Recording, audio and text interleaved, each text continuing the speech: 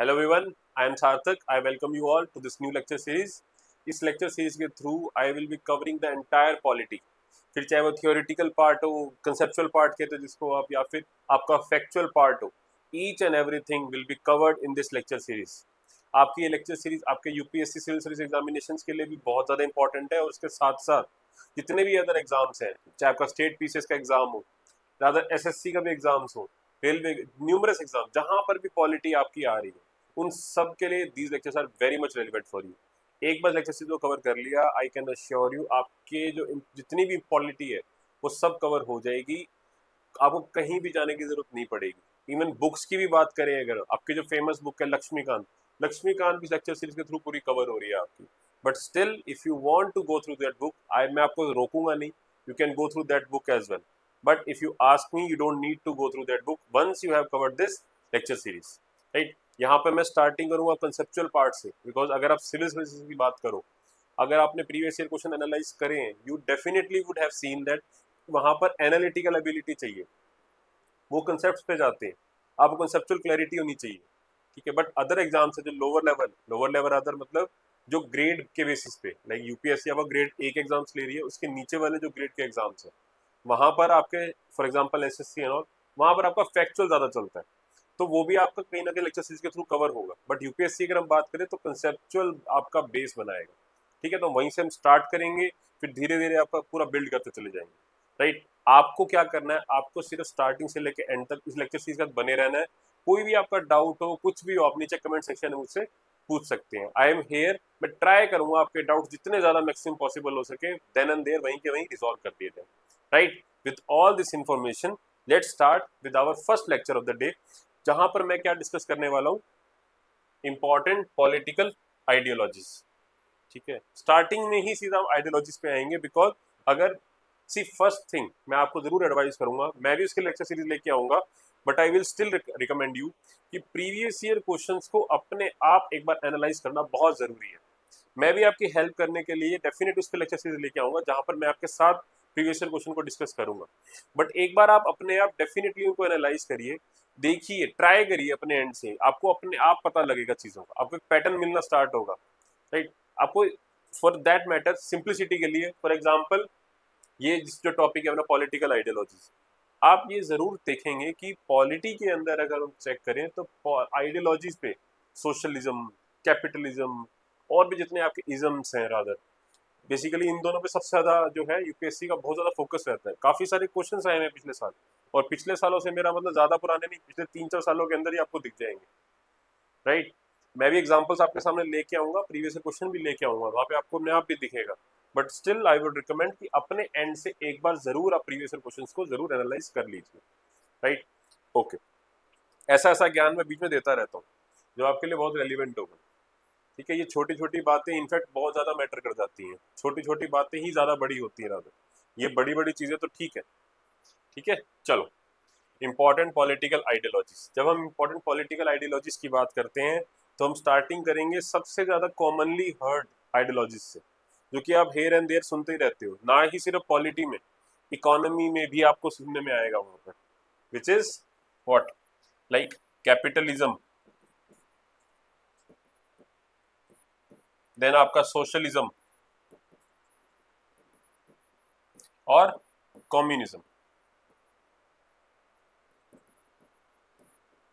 अच्छा, see topic पे आगे जाने से पहले मैं आपको एक चीज और क्लियर कर दूं, ये वाली लेक्चर सीरीज सिर्फ उन बच्चों के लिए है जो टाइम वेस्ट नहीं करना चाहते.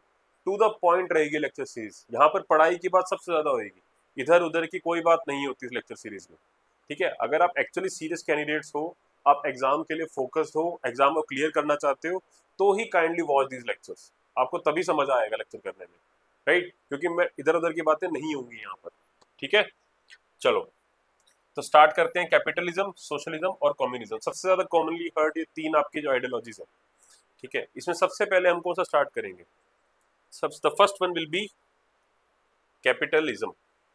ठीक है, why capitalism, why capitalism first, सबसे पहले यही क्यों, ये भी अपने आप में एक क्वेश्चन है, इससे भी आपको काफी चीजें क्लियर होंगी. क्यों, बिकॉज अगर मैं बात करूं, लेट्स से कि हम सोशलिज्म को पहले समझना चाहें, कि सर आपने कैपिटलिज्म ही क्यों उठाया, पहले सोशलिज्म क्यों नहीं उठाया? बिकॉज अगर मैं बात करूं सोशलिज्म, सोशलिज्म के अंदर भी इनफैक्ट इंडियन सोशलिज्म, बिकॉज वो हमारे लिए सबसे ज्यादा रेलिवेंट है। तो अगर इंडियन सोशलिज्म की मैं बात कर रहा हूँ आपके साथ, तो इंडियन सोशलिज्म को समझने के लिए भी पहले आपको क्या सोशलिज्म समझ में आना चाहिए, यस और no? And my dear friends, socialism समझने के लिए आपको पहले कैपिटलिज्म आना जरूर चाहिए समझ में, तभी आपको सोशलिज्म समझ में आएगा। Why? Because socialism was formed, इसकी एस्टेब्लिशमेंट ही कैसे हुई थी? इसकी एस्टेब्लिशमेंट हुई थी as a reaction to capitalism.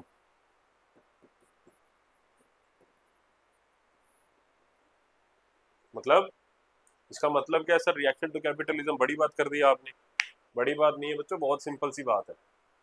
कोई भी आपका सिस्टम होता है, ठीक है, कोई भी सिस्टम अगर एस्टेब्लिश हो रखा है आपका, जब तक वो सही चल रहा है चलने देंगे, कोई इशू नहीं है। लेकिन जब उसके अंदर कोई इशू आता है, कोई आपको प्रॉब्लम दिखनी स्टार्ट होती है, तभी उसका सोल्यूशन ढूंढने के लिए ट्राई करते हैं लोग। तो यहाँ पर भी यही हुआ। कैपिटलिज्म बढ़िया चल रहा था एक बारी के लिए, सब कुछ सही चल रहा था, बट उसमें कुछ इश्यूज आए। क्या है अभी देखेंगे। कुछ ना कुछ प्रॉब्लम दिखने लगी लोगों को कि भैया ये सिस्टम हमारे लिए सही नहीं है, इसमें तो गड़बड़ है, ये हमारे को काम खराब कर रहा है, हमारी एक्सप्लॉयटेशन हो रही है यहाँ पर, कैसे कुछ सभी दिखेगा आपको।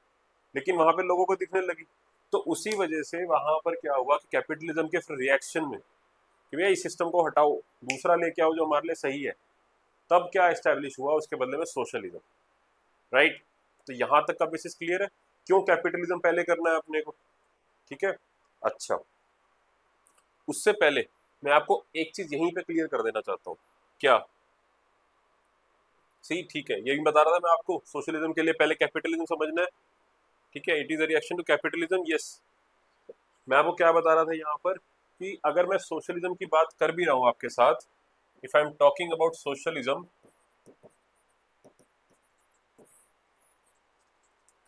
ठीक, कैपिटलिज्म की बात कर रहे हैं, आई नो, आते हैं उस पर, लेकिन ये एक इंपॉर्टेंट चीज आपको जरूर बतानी है, तभी बता रहा हूँ।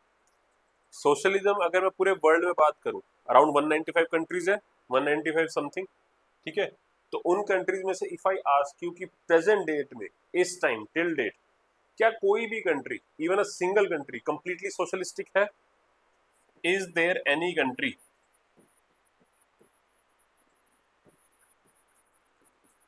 इन the whole world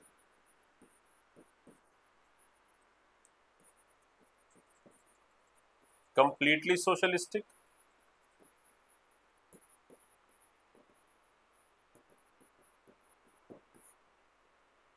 So, my dear friends, the correct answer is no, absolutely no. Completely नहीं है, बहुत ज्यादा टेंडेंसीज हैं उसमें, काफी हद तक आप कह सकते हो कुछ कंट्रीज को, बट कंप्लीटली कोई भी नहीं है। सिंपल सा क्राइटेरिया बताता हूँ आपको जज करने का कि किसी कंट्री को कैपिटलिस्टिक बोलते हो, किसी को सोशलिस्टिक बोलते हो, कैसे जज कर सकते हो? बहुत सिंपल क्राइटेरिया। अगर हम बात कर रहे हैं आपकी कैपिटलिस्ट की, कि कोई कंट्री कैपिटलिस्टिक है या वहां पे कैपिटलिज्म फॉलो हो रहा है बेसिकली, तो उसका कैसे जज करोगे कि वहां पर कोई प्राइवेट कंपनीज एग्जिस्ट कर रही है कि नहीं कर रही? आप ये चेक करो। अगर वहां पे प्राइवेट कंपनी एग्जिस्ट कर रही है तो वो कैपिटलिस्ट है।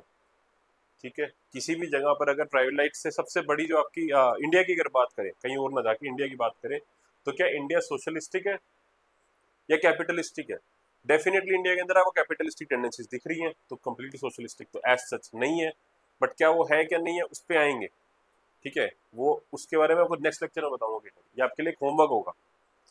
ठीक है, अगर यहाँ पर हम बात करें आपकी रशिया की, ठीक है, रशिया की बात करते हैं। अब हम क्या चेक कर रहे हैं कि क्या रशिया, जिसको बोला जाता है ना नॉर्मली वो कम्युनिस्ट है या सोशलिस्टिक है, तो अगर मैं रशिया की बात करूं तो क्या रशिया सोशलिस्टिक है आपकी? तो इसका भी आंसर आप कैसे जज करोगे? क्या वहां पे प्राइवेट कंपनी एग्जिस्ट कर रही हैं? यस, बिल्कुल कर रही हैं सर, वहां पे प्राइवेट कंपनियां हैं। तो अगर वहां पे प्राइवेट कंपनी है तो हाउ कैन यू से इट इज सोशलिस्टिक? इट, इसके अंदर भी कैपिटलिस्टिक टेंडेंसीज आ गई, तो कंप्लीटली सोशलिस्टिक तो ये नहीं है। बट यस, काफी हद तक सोशलिस्टिक है। व्हाई? बिकॉज रशिया के अंदर काफी सारे जो मीन्स ऑफ प्रोडक्शन है, काफी कुछ जो है वो गवर्नमेंट कंट्रोल कर रही है। एजुकेशन, हेल्थ, ठीक है, यहाँ का जो एजुकेशन सिस्टम है, हेल्थ, ठीक है, और भी बहुत सारे ऐसे इंपॉर्टेंट सेक्टर्स है जो आपके रशियन गवर्नमेंट के हाथ में है। तो जहां पर पब्लिक के हाथ में, मतलब गवर्नमेंट के हाथ में क्या रहता है, स्टेट ऑनरशिप होती है कि इनकी मीन्स ऑफ प्रोडक्शन की या रिसोर्सेज की, रादर सिंपल सेंस में जो रिसोर्सेज है वो अगर स्टेट के हाथ में रहते हैं ज्यादातर, प्राइवेट ऑनरशिप नहीं है, पब्लिक ऑनरशिप है, तो वहां पर आपके क्या होंगे, वो सोशलिस्टिक की तरफ जाएगा। ठीक है, अब यहीं अगर एक और एग्जांपल लेते हैं हम चाइना का, क्या चाइना सोशलिस्टिक है? तो माय डियर फ्रेंड्स नहीं, ये भी सोशलिस्ट नहीं है। हमें सबको पता है चाइना में कितनी सारी कंपनी एग्जिस्ट कर रही हैं। ठीक है, यहाँ पर तो रादर क्या चलता है, बेसिकली वन पार्टी रूल चलता है। चाइना के अंदर आपको क्या मिलेगा, वन पार्टी रूल। बहुत ही खतरनाक है चाइनीज इस मामले में। उन पॉलिटी और इकोनॉमी ना हमेशा कनेक्टेड रहती है। किसी भी कहीं भी नेशन के आप देखोगे, वहाँ की जो पॉलिटी है, ठीक है, वहाँ की जो पॉलिटी एंड इकोनॉमी, ये बहुत ज्यादा इंटरलिंक्ड है आपस में। ज्योग्राफी भी डिपेंड करता है, डेफिनेटली करता है, ज्योग्राफी में भी करता है। आप कह सकते हो यहाँ पर ज्योग्राफी का एंगल भी आएगा। ज्योग्राफी मतलब बेसिकली रिसोर्सेज जो एग्जिस्ट कर रहे हैं उस नेशन के अंदर। ठीक है, लेकिन इकोनॉमी और पॉलिटी का तो स्टेट एंगल है, स्टेट कनेक्शन है। ठीक है, थोड़ा सा डाइग्रेस कर रहा हूँ, आई नो, थोड़ा सा टॉपिक से अलग डायरेक्शन में जा रहे हैं, बट ये चीज भी समझनी आपको जरूरी है कि आप जब आंसर्स भी लिखते हो तो वहां पे कहते हैं ना इंटरलिंकेजेस, तो वो कहाँ से निकल के आई, ये रीजन है उनके पीछे। सब कनेक्टेड है आपस में बच्चे, सब कनेक्टेड है। कैसे? अब ज्योग्राफी की मैं बात कर रहा हूँ, ज्योग्राफी में क्या है, ज्योग्राफी का मतलब है कि रिसोर्सेज कितने हैं आपके पास, ये शो होगा वहां पर, यस और नो, डेफिनेटली ज्योग्राफी यही शो करेगा कितने रिसोर्सेज है आपके पास at present, how many resources you own. उसके बाद इकोनॉमी की बात करें, इकोनॉमी के अंदर क्या बात करोगे आप, कि उन रिसोर्सेज का ढंग से यूटिलाइजेशन कैसे करेंगे आप, optimal utilisation of these resources, optimal utilisation of these resources, वो शो होगा आपका इकोनॉमी से, वहां से होगा वो। ठीक है, और यहाँ पर आपकी बात जब पॉलिटी की आती है, तो पॉलिटी तो इन दोनों को कंट्रोल कर रही है कि how to make this possible, how to make this thing possible, या फिर एक और चीज, हाउ इजियर, ये वहां की पॉलिटी बताएगी कि किस टाइप की पॉलिटी वहां पे एग्जिस्ट कर रही है, किसी नेशन के अंदर किस टाइप की पॉलिटी एग्जिस्ट कर रही है। वो ये चीज को सुनिश्चित करेगा, दैट विल डिटरमिन कि इकोनॉमी कैसे वर्क करेगी वहां की। फॉर एग्जाम्पल, एग्जाम्पल समझते थोड़ा और क्लियर होगा आपको कि ठीक है, चाइना का एग्जाम्पल मैं ले रहा था आपके सामने। चाइना में क्या चलता है, वन पार्टी रूल। एक तरीके से एक ही पार्टी रूल कर रही है, वही डिसाइड करते सब कुछ, तो डिसीजन मेकिंग कहीं ना कहीं बहुत इजी रहती है, ज्यादा कोई ताम झाम नहीं है। इंडिया के अंदर क्या, इंडिया के अंदर डेमोक्रेसी चलती है, इंडिया के अंदर पार्लियामेंट्री सिस्टम है राधा, मेरा मतलब पार्लियामेंट्री सिस्टम में तो मल्टीपल पार्टीज होती है यहाँ पर। ठीक है, मेजोरिटी पार्टी अलग बात है, लेकिन अगर मेजोरिटी पार्टी ना हो उस केस में क्या करना पड़ता है, सारी की सारी पार्टीज की सहमति लेनी पड़ती है कोई भी डिसीजन के लिए पार्लियामेंट को, वहीं पर तभी डिसीजन लिया जाएगा। यस सर, नो, सब क्लियर होगा, आगे पार्लियामेंट्री सिस्टम पे भी आएंगे। अभी बट आई एम होप कि इतना जरूर समझ में आ रहा होगा। अगर बच्चों इतने में भी डाउट आ रहा है किसी बच्चे को, तो डोंट वरी, लेक्चर सीरीज में बने रहो, सारी चीजें अपने आप क्लियर होती चली जाएंगी। अभी एक बारी के लिए try to cope up these things, अगर कोई वर्ड भारी लग रहे हैं, सब एंड तक आके आपको सारे क्लियर हो जाएंगे। यस, ओके, वापिस आते हैं चाइना के ऊपर। मैं आपको क्या एग्जांपल समझा रहा था यहाँ पर, चाइना के अंदर क्या है, वन पार्टी रूल, तो वहाँ पे एक ही पार्टी को डिसीजन लेना कोई दिक्कत नहीं, फटाफट डिसीजन लेते हैं। उनकी इकोनॉमी कैसे भागती है, इसीलिए जो उनकी इकोनॉमी के लिए अच्छा होता है वो डिसीजन लेते रहते हैं। उनका डिसीजन ही सिर्फ पैसा पैसा चलता है कि उनको अपने नेशन को इकोनॉमिकली बहुत स्ट्रांग बनाना है, वो कर भी रहे हैं और कर भी चुके हैं काफी हद तक। तभी चाइना, यूएस की चाइना क्या इतनी नहीं चल पा रही होती, क्योंकि चाइना ने अपने आप को इकोनॉमिकली इतना स्ट्रांग बना लिया है। वो कर क्यों पा रहे हैं, बिकॉज वहाँ की पॉलिटी ऐसी है, वो डिसीजन लेने में उनके लिए ईजियर पड़ती है। अब कई बच्चों के क्वेश्चन दिमाग में यहाँ पे एक क्वेश्चन जरूर आ रहा होगा कि सर फिर इंडिया में क्यों नहीं करा हमने, आप इतनी तारीफें करे जा रहे हो कि वन पार्टी रूल में ये फायदा है वो फायदा है। सी, मैंने आपको सिर्फ प्रोज बताए हैं, कॉन्स नहीं बताए इसके। इस वन पार्टी रूल में दिक्कतें क्या है, इश्यूज इस सिस्टम में बहुत ज्यादा है, अथॉरिटेरियन बन जाता है ये, डिक्टेटरशिप आती है यहाँ पर, जो कि चाइना में दिखती है, लोगों से पूछ के देखो वहाँ पर। इंडिया के अंदर हम ऐसा नहीं कर सकते, करना भी नहीं चाहिए। इंडिया के अंदर जो सिस्टम है काफी हद तक सही है इंडिया के लिए, जो पार्लियामेंट्री सिस्टम फॉलो कर रहे हैं उसी सिस्टम के अंदर थोड़ी मॉडिफिकेशन करने की जरूरत है, बट हमारे इंडियन पॉलिटी के अकॉर्डिंग, हमारे डेमोग्राफी के according Indian parliamentary system best suit करता है हमारी पॉलिटी को। ठीक है, उसके प्रोज एंड कॉन समझ में आएंगे आपको, बट मैं जो चीज समझाना चाह रहा था आपको, आई होप आपको क्लियर हुआ होगा कि कैसे इनमें लिंकेजेस हैं, पॉलिटी, इकोनॉमी, ज्योग्राफी कैसे आपस में लिंक्ड है। ठीक है, थोड़ा सा डाइग्रेशन था, बट एक अच्छी चीज थी आपको समझानी थी, जो कि मैंने समझाने में आई होप सक्सेसफुल कहीं ना कहीं रहा हूँ। ठीक है, चलो तो वापस आते हैं अपने टॉपिक के ऊपर। यहाँ पर मैं आपसे क्या पूछ रहा था कि इंडिया क्या पूरे वर्ल्ड में कोई ऐसा नेशन है, तो इसका आंसर है क्लियर कट नो। मैंने तभी आपको एग्जांपल दिए। अब यहाँ पर आपके लिए छोटा सा होमवर्क मैं आपको जरूर दूंगा। इंडिया की अगर हम बात करें, अगर मैं आपसे पूछूं इंडिया, क्या इंडिया सोशलिस्टिक है या कैपिटलिस्टिक है? इंडिया के अंदर कैपिटलिज्म एग्जिस्ट कर रहा है या सोशलिज्म एग्जिस्ट कर रहा है? और बोथ,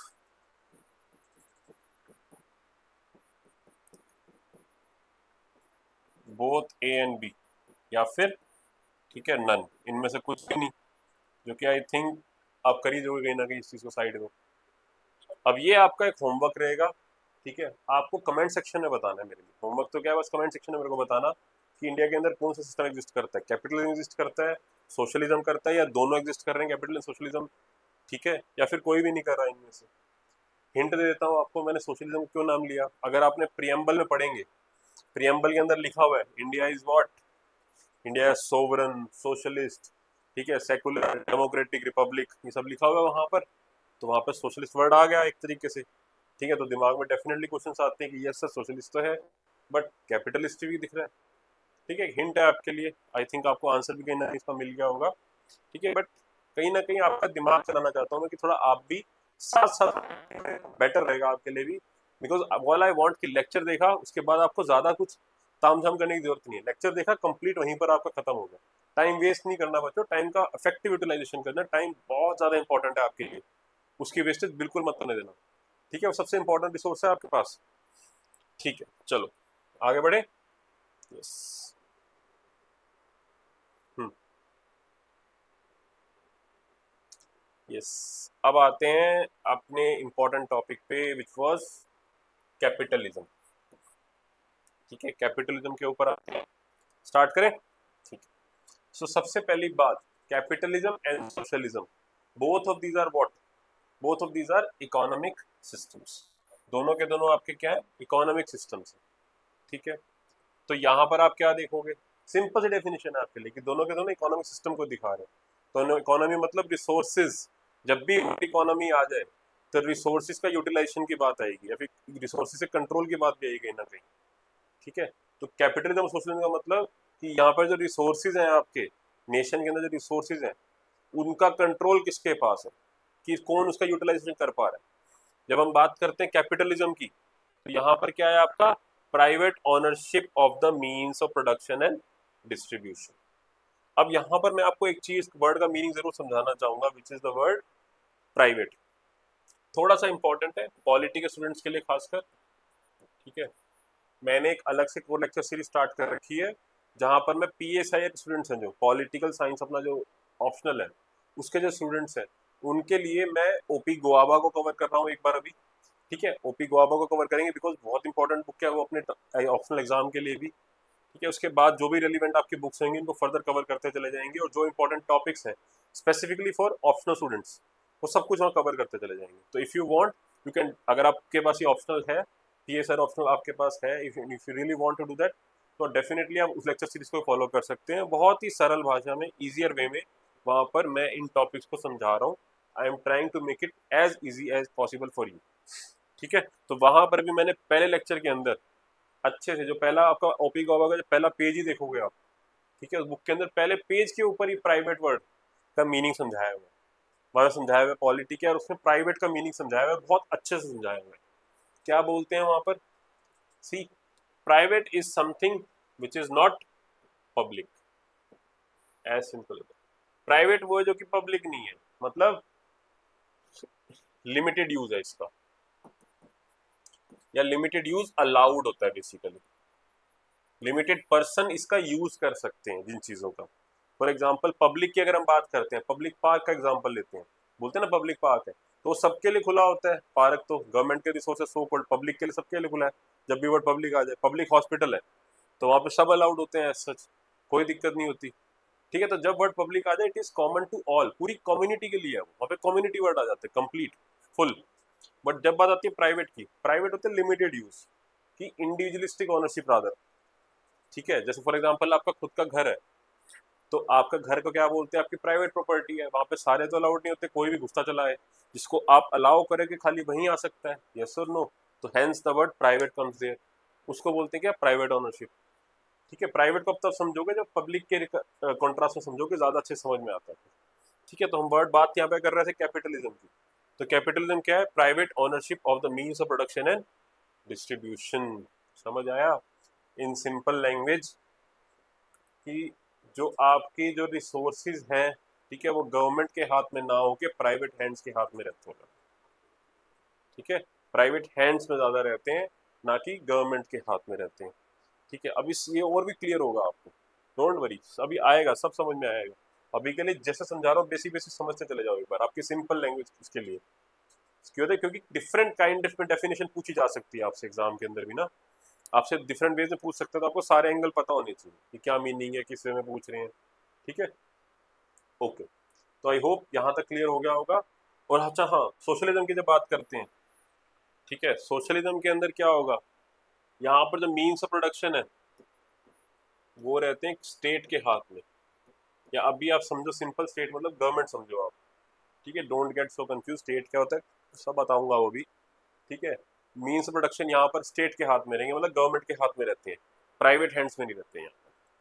ठीक है, मतलब यहाँ पे जो फैक्ट्रीज हैं, जो इंडस्ट्रीज होंगी, और भी जो रिसोर्सेज संभाल रहे, सारे के सारे स्टेट चला रही होगी, गवर्नमेंट चला रही होगी, लेकिन कैपिटलिज्म के अंदर क्या हो रहा होगा, प्राइवेट हैंड्स में रहेगी। ठीक है, ओके, चलो। अच्छा, एक चीज, कैपिटलिज्म और सोशलिज्म इकोनॉमी में भी पढ़ते हैं, वहां पे एक अलग एंगल होता है पढ़ने का, इसको कैपिटलिज्म सोशलिज्म को वहां पर एक अलग हिसाब से पढ़ते हैं। जब मैं इकोनॉमी का पढ़ाऊंगा तब वहां पर आपको उस एंगल से भी समझाने की ट्राई करूंगा, पॉलिटी के एंगल से इस तरीके से समझना आपको। ठीक है, तो डोंट गेट कंफ्यूज। ठीक है, चलो, अब बात करते हैं हम किसकी, कैपिटलिज्म की बात कर रहे हैं, तो सर ये वर्ड कहाँ से आ गया, अभी तो हम कैपिटलिज्म पे आए थे, आप ये लिबरलिज्म पे कहाँ आ गए। बच्चों होता क्या है, द थिंग इज,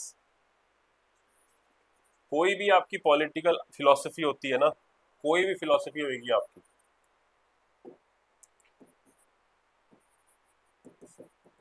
कोई भी पॉलिटिकल फिलॉसफी होती है, वो डेफिनेटली किसी ना किसी पीछे आइडियोलॉजी पे ही बेस्ड होती है, वो किसी ना किसी पीछे आइडियोलॉजी पे ही बेस्ड होती है। कैपिटलिज्म भी जो है आपका, या फिर जो भी इकोनॉमिक सिस्टम्स है बेसिकली, क्या जो इकोनॉमिक सिस्टम्स है बेसिकली, उनको समझो वो पीछे किसी ना किसी पॉलिटिकल फिलॉसफी या आइडियोलॉजी पे बेस्ड होएगी। तो यहाँ पर हम बात करें कैपिटलिज्म की, तो कैपिटलिज्म का बेसिस क्या है बेसिकली, कैपिटलिज्म का बेसिस है लिबरलिज्म। क्या मतलब है इसका, बहुत, ये चीज आपको आज जरूर क्लियर होनी चाहिए कि कोई सिस्टम है, उसकी जस्टिफिकेशन देनी होती है हमेशा। कोई भी सिस्टम आप नया लेके आ रहे हो किसी के लिए, किसी के आगे प्रेजेंट करो कि भैया ये वाला सिस्टम बहुत सही है आपके लिए, आप किसी को बोलो, कोई प्रोडक्ट बेचते सिंपल, ठीक है, तो प्रोडक्ट बेचोगे उसको, तो उसको बेचने के लिए, इसको उसके सामने सेल करने के लिए पहले आप ये बताओगे कि इसके फायदे क्या है आपको, या इसका बेसिस क्या है, ये क्यों सही है आपके लिए। In the same way capitalism को करने के लिए, कैपिटलिज्म को वैलिड प्रूव करने के लिए क्या फॉलो करा गया था, लिबरलिज्म, कि भैया लिबरलिज्म की फिलोसफी के बेसिस पे हम कैपिटलिज्म को लेके आ रहे हैं, कि लिबरलिज्म आप मानते हो लिबरलिज्म में, और कैपिटलिज्म उसी का नेक्स्ट स्टेप है आपका, क्योंकि वो उसका बेसिस है। यस और no, okay, just a second,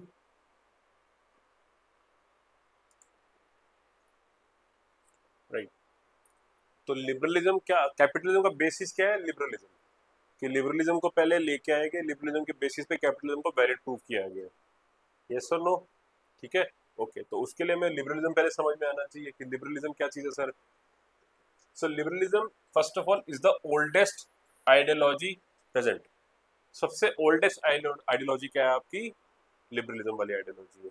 ठीक है, अब ये लिबरलिज्म वाली जो जो टर्म है, ठीक है, ये कौन लेके आए थे, इसका बेसिस किन्होंने बताया था? Classical liberals. क्लासिकल लिबरल्स जो थे वो सबसे पहले लिबरलिज्म को लेके आए थे। इनफैक्ट आपकी जो एनसीईआरटी है वहां पर भी ये चीज लिखी हुई है। ये तो होगी फैक्चुअल बात। हमें समझना क्या है यहाँ पर कि सर होता क्या है लिबरलिज्म, कंसेप्ट क्या है, इसका बेसिस क्या है। सो लिबरलिज्म का सबसे इंपॉर्टेंट जो बेसिस है वो क्या है? रैशनैलिटी। क्या मतलब है सर इसका रैशनैलिटी का? सी, लिबरल वर्ड जो आया हुआ है लिबरलिज्म, वो कहाँ से वर्ड से आया? लिबरल से। क्या वर्ड है यहाँ पर? लिबरल। और लिबरल का सबसे सिंपल टर्म्स में क्या मीनिंग समझते हो आप? फ्रीडम।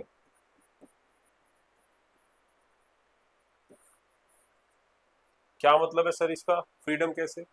फॉर एग्जाम्पल आप बोलते हैं ना कि भैया देखो my parents are very liberal. जब आप ऐसे बोलते हो कि my parents are very liberal, क्या बताना चाह रहे होते हो? फॉर एग्जाम्पल आपको रात को घूमना अलाउड कर रखा होता है कि आप नाइट आउट कर सकते हो, पार्टी कर सकते हो, मजे कर सकते हो, इधर उधर घूमो, कोई दिक्कत नहीं है। तो आप बोलते हैं ना मेरे पेरेंट्स बहुत लिबरल है, मेरे को अलाउ करते हैं। क्या बताना चाह रहे होते हो आप? आप ये बताना चाह रहे होते हो कि वो मेरी फ्रीडम को रिस्पेक्ट करते हैं, कि उन्होंने मेरे को फ्री छोड़ रखा है, कोई बाउंडेशंस नहीं है मेरे ऊपर, लिमिटेशंस नहीं है मेरे ऊपर। यस और नो? इसी तरीके से बोला जाता है जब हम कहते हैं कि भाई सोसाइटी बड़ी लिबरल है, सोसाइटी इज लिबरल। बोलते हैं ना वेस्टर्न सोसाइटी अंग्रेजों की, जो आपको लगती है, वो है नहीं है सच, उनका अलग हिसाब किताब है, बट ठीक है। एग्जाम्पल के लिए सोसाइटी क्या बोलते हैं? वेस्टर्न सोसाइटी लिबरल है। तब क्या बताना चाहते हो कि भैया वहाँ पर सब कुछ अलाउड है, कोई लिमिटेशंस नहीं होती, विमेन को भी काफ़ी फ्रीडम मिली होती है।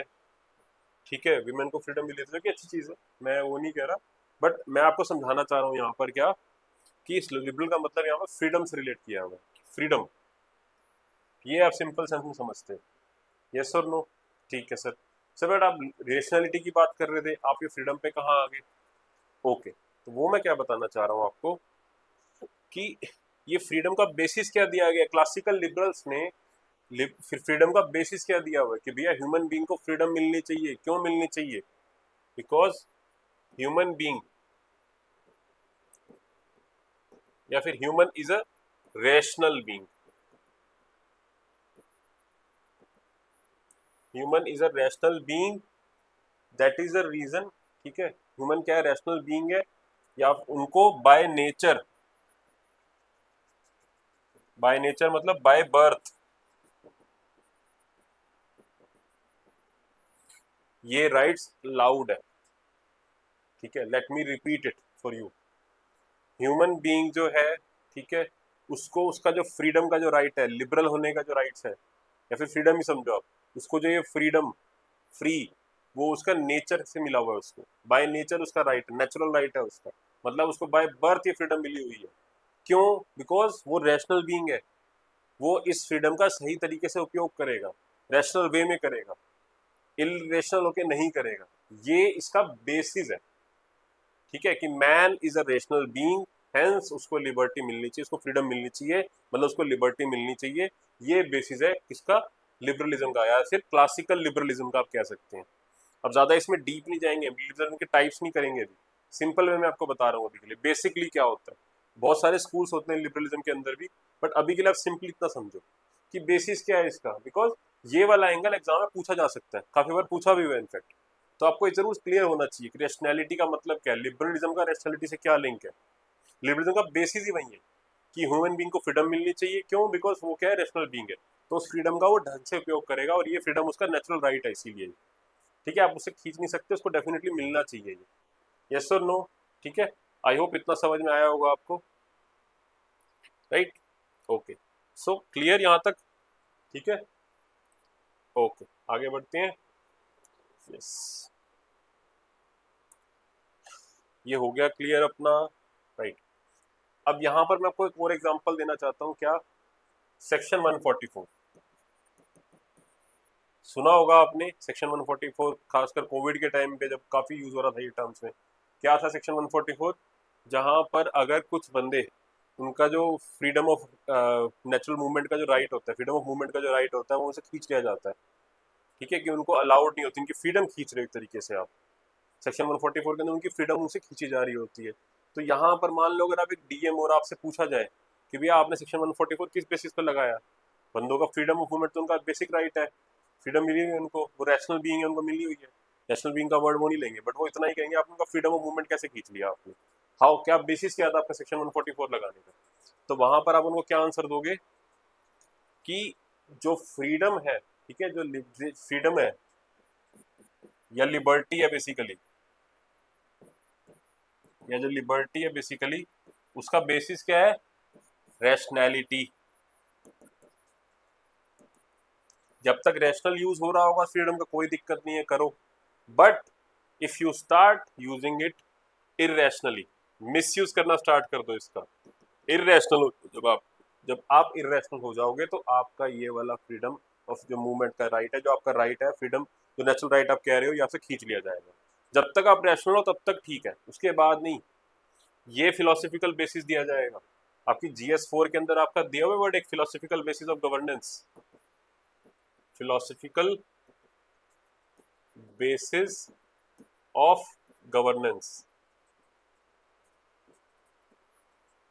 यही सब तो कवर करना होता है वहां पर, ठीक है, सेक्शन में यही सब चीजें तो कवर होती हैं वहां पर फिलोसफिकल बेसिस ऑफ गवर्नेंस के अंदर भी।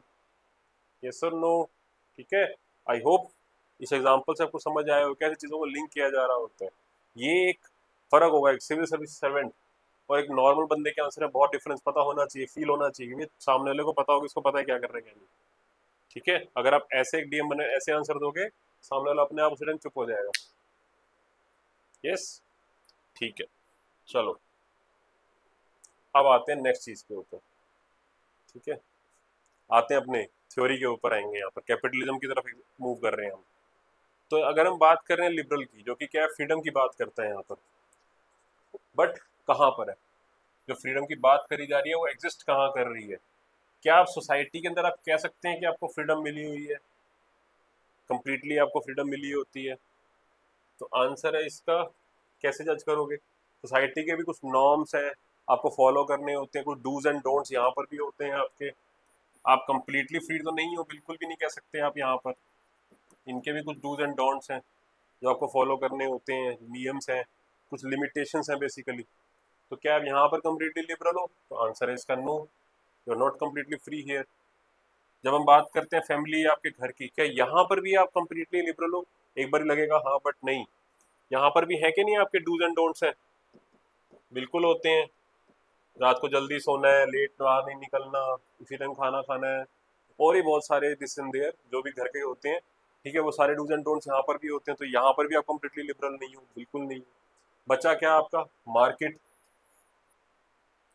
यस, मार्केट एक ऐसी जगह होती है, ठीक है, जहां पर आपको कंप्लीट फ्रीडम होती है। यस, यू कैन से आप कंप्लीटली लिबरल हो एज सच, ठीक है। अब यहाँ पर आपके दिमाग में शायद कईयों के बीच में आ रहा होगा कि सर यहाँ पर भी तो रेगुलेशंस होती हैं कुछ, जिनको फॉलो करना होता है। सी, वही बात करी हुई है इसके अंदर कि इनिशियली जो फ्री मार्केट अभी आएंगे इसमें, वही बात करी हुई है इसमें। थोड़ी देर रुक जाओ, आपको वो भी क्लियर हो जाएगा डाउट।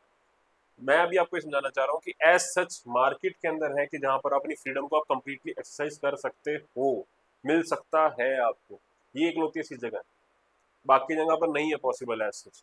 सोसाइटी के अंदर लिमिट रूल्स होंगे ही होंगे, बिल्कुल इनको फॉलो करने ही होंगे आपको। मार्केट के अंदर ऐसा नहीं हो रहा, मार्केट ऐसी जगह जहाँ पर आपको कंप्लीट फ्रीडम मिल सकती है। यूएस इसका बहुत बड़ा एग्जाम्पल है, वहाँ पे बहुत माइनर एकदम ही स्टेट कुछ नहीं कर रही, वहाँ पे कंप्लीट फ्रीडम होती है एक तरीके से, जितनी आपको आपको फुल अपॉर्चुनिटी मिलती है, जितनी आपकी कैपेबिलिटी, आप कंप्लीटली लिबरल हो बेसिकली करने के लिए। ये वाला जो बेसिस है जिसकी मैं बात कर रहा हूँ, ये किन्होंने दिया था? ये दिया था उन्होंने जो कैपिटलिज्म को लेके आना चाहते थे, एस्टेब्लिश करना चाहते थे, बेसिकली उनको फेवर करनी थी वो चीज। कौन थे ये थे बुर्जुआ क्लास वाले, ठीक है। अब बुर्जुआ क्लास कई बच्चों को अजीब सा लगेगा, बुर्जुआ क्लास क्या बोल दिया सर आपने, आप सिंपली ऐसा समझो, ठीक है, ज्यादा उसमें ना जाते हुए, कैपिटलिज्म का बेसिस है, ठीक है। बुर्जुआ क्लास बेसिकली मर्चेंट क्लास आप समझ सकते हो, मिडिल क्लास भी कह सकते हो, कहीं उसको मिडिल क्लास भी कहते हैं, या फिर बिजनेस ऑनर्स जो थे वो बुर्जुआ क्लास के अंदर आते हैं, ठीक है। तो वो उन्होंने इसका बेसिस दिया था किस चीज का, कि भैया मार्केट ऐसी जगह है जहाँ पे आप लिबरल हो सकते हो कम्प्लीटली, तो कर दो, वहां पे आपको फ्रीडम मिलेगी। तो मार्केट ये वाला बेसिस ये वाली चीज़ें फॉलो करनी ज़रूरी है, तभी आप ढंग से लिबरल हो सकते हो। यस और नो? ठीक है, उन्होंने ये बेसिस दिया कि लिबरल बहुत सही चीज़ है, liberalism very good thing. Liberalism के अंदर आपको आपका फ्रीडम मिलती है, और लिबरलिज्म का बेसिस ही कैपिटलिज्म है, तभी यहाँ पर मार्केट के अंदर इसको लेके आना चाहिए। ठीक है, तभी इसको फॉलो करना चाहिए। यस और नो? ठीक है, आज के लिए देखो सी आज इस लेक्चर को यहीं पर एंड करते हैं, आगे इसे कंटिन्यू करेंगे। पहला लेक्चर था I wanted to keep it light, कि आपको थोड़ा सा बेसिक समझ में आए कैसे हम ट्रीट करेंगे। ठीक है, इससे आगे हम नेक्स्ट लेक्चर में लेके आएंगे। आपको आज का लेक्चर कैसा लगा, kindly please do right in the comment section. हो सके तो लाइक कर लेना। ठीक है, like if you like this, हो सके तो शेयर भी कर देना। ठीक है, आई विल रियली अप्रिशिएट, और हो सके तो सब्सक्राइब भी कर लेना if you want to do that. अगर आपको नहीं लगा कोई बात नहीं, ठीक है, but I am very thankful for you to watching this lecture. ठीक है, with this I wish you good luck for your future endeavors. Thank you, take care and bye bye, and we will meet in the next lecture. Okay.